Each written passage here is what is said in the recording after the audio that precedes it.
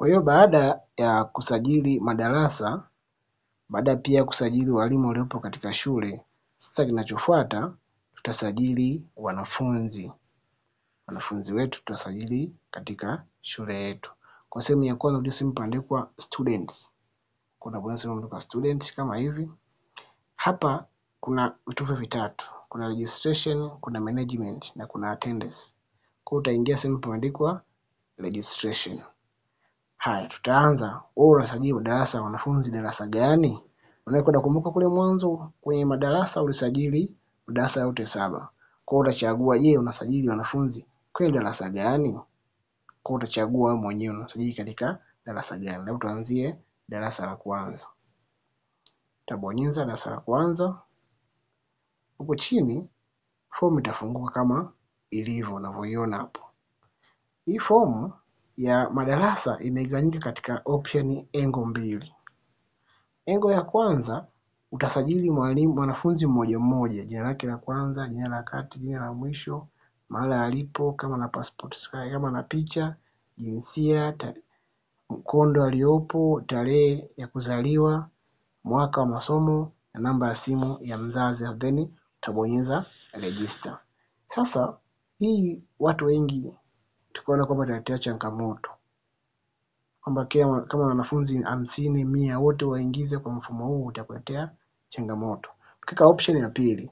Option ya pili hapa juu kuna vitufe vitatu, 1 4 1 2 3 4. Kwa hiyo vitufe vinne utachagua.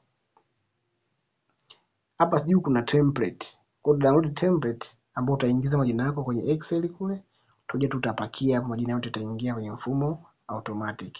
Kwa utakuja sehemu hapo pameandikwa import student registration. Ni sehemu ya kupandisha ile Excel ile download.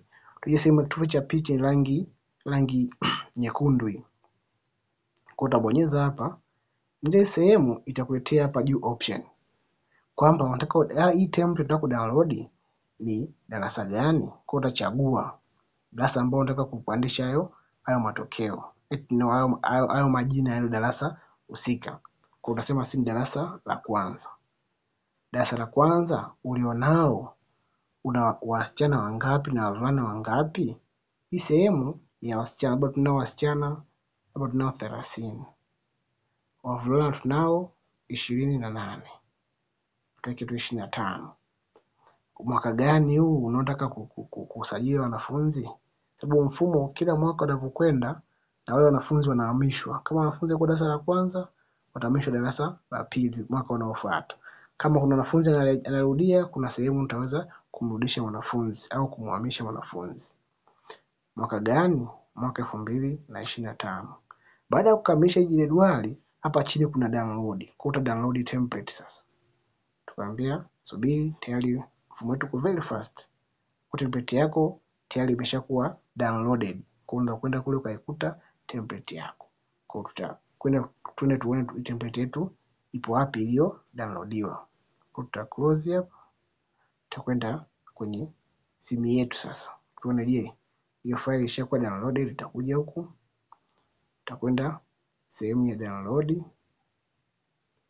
Tuone kama ishapanda.